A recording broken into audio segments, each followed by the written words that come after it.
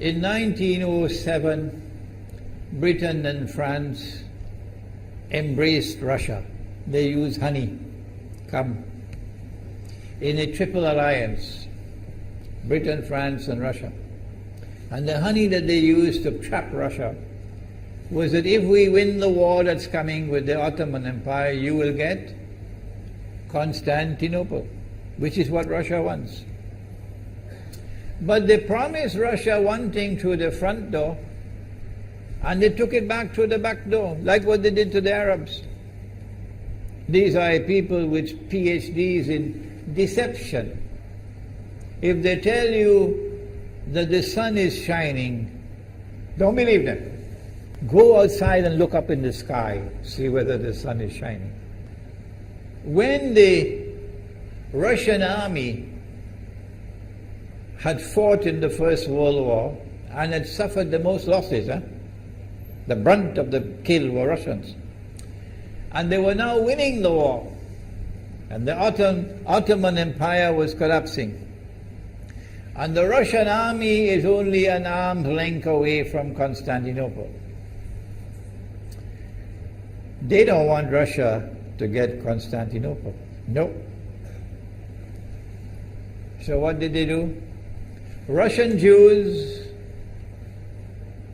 organized and executed the Bolshevik Revolution, which overthrew the Russian monarchy. They killed the Tsar and the whole family, overthrew the government, and took Russia out of the war. So the Russian army had to stop in its tracks and could not go to Constantinople. In other words, the Russian Jews stabbed Russia in the back. They did more than that. They brought communism. Communism is not Russian. These dum-dums don't understand that. Communism was created to destroy Russia. Why don't these dum-dums understand it? Communism is not Russian. Communism was created to destroy Russia, to destroy the Russian Orthodox Church. So they brought communism in the Soviet Union.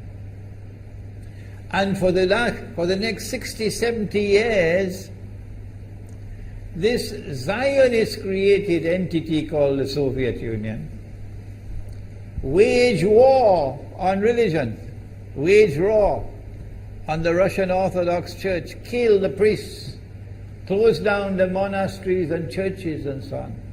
60, 70 years. And then, when the appropriate time came and Israel came into being, it is this same Soviet Union which opened the doors for millions of Russian Jews to now migrate to Israel. If you go to Israel today, you might believe you're in Russia.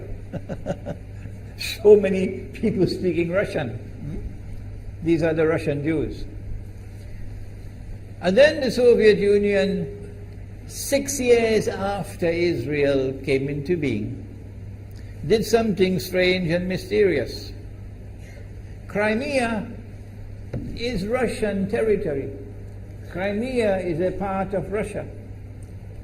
The Soviet Union decided to give Crimea as a gift to Ukraine. Why did they do that? The historians don't tell you. So let Imran tell you. They gave Crimea to Ukraine in order to stab Russia in the back one more time.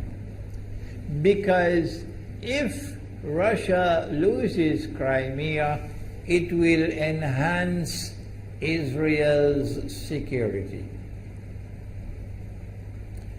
The Russian Navy is based in Crimea, and there's a straight line from Crimea to Constantinople.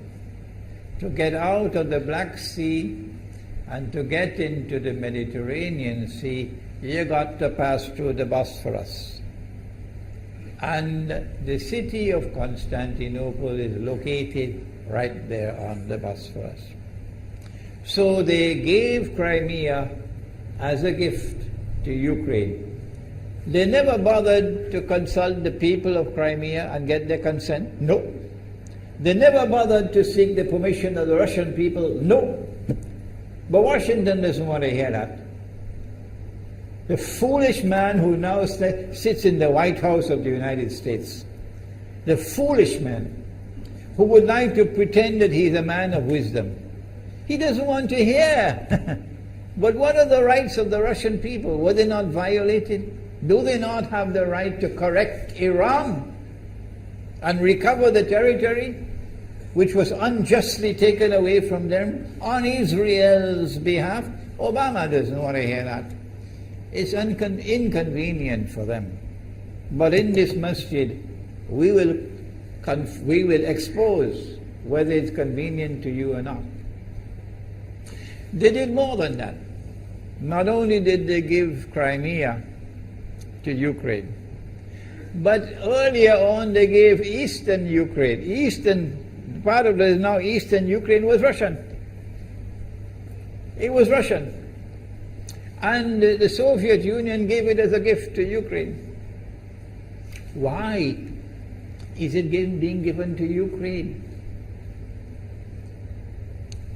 Answer is that when the proper moment comes, the same people who brought the Soviet Union into being now have a method by which they can cause it to collapse. The method that they're using now in Venezuela, popular demonstrations, they did it in Egypt, they did it in Tunisia, they are masters of that. They did it with the Soviet Union. I used to think that the Soviet Union collapsed because of Allah's kindness. But I was wrong. No, it was the Zionists who brought down the Soviet Union because they didn't need it anymore. Like tomorrow they wouldn't need you anymore, Saudi Arabia. And they wouldn't need you anymore, Islamabad. When will you understand that? They'll just throw you to the dogs. You served them long enough. So they brought down the Soviet Union. Why? So that Ukraine might emerge as an independent state. That's danger for Russia. They prepared the way. And now Ukraine emerges as an independent state. So the rope is around Russia's neck now. And from that day, when the Soviet Union collapsed, until yesterday, the relationship between Russia and Ukraine was always problematic. But the people of Ukraine still had the good sense and wisdom to appoint a government that was pro-Russian. The Zionists decided it's time for us to use our, the street demonstrations. And last October, November, December, the world witnessed Caracas all over again. And eventually, the Zionists got what they wanted. You have the money, and you can send in your special people, snipers who will kill, and so on, throw petrol bombs and so on. And eventually they got what they wanted. They created enough havoc. May Allah protect Malaysia from that. Ameen. Ameen. And the president of Ukraine fled. He's a democratically elected according to your method, Mr. Obama, according to your system. He's a legally elected president of Ukraine. And he had to flee. And these hypocrites in Washington and London and Paris who would like us to believe that they are honorable men. They are not. Instead of standing on the side of the legally appointed president and demanding the rule of law, they all showed their colors as hypocrites in immediately recognizing the new government in Ukraine. The new government in Ukraine is anti-Russian. That's what they wanted. That's why they brought down the Soviet Union, to bring in a Ukraine into being as independent state, and then to eventually get an anti-Russian government in Ukraine. If by Allah's kindness Putin had not intervened and been so spectacularly successful, this is what the plan would have been. The new government in Ukraine would have joined NATO, and Russia could not stop it. And when the new government in Ukraine joined NATO, NATO will then send its armed forces into Ukraine. It could include nuclear weapons. Then Ukraine will pick a fight with Russia and decide that Russia must now vacate Crimea. Shut down your naval base. The rope is now tightened around your neck. Russia has to put its tail between its legs and withdraw its fleet, Black Sea Fleet, from Crimea. Russia is no longer a naval power. Crick crack, you finish. And Israel will celebrate. That was the master plan. But Allah planned, and Allah's plan was successful. And it is time for the Muslim world to recognize and to see, I cannot influence governments, so what can I do? Don't bother, you waste your time with governments. But the people can understand that this was Allah's plan. They planned, the enemy planned for so long, and at the last moment Allah intervened. And Putin was able to get the people of Crimea to vote in a referendum. And they voted 90-something% in favor of returning to Russia. They were a part of Russia, and they want to return to Russia.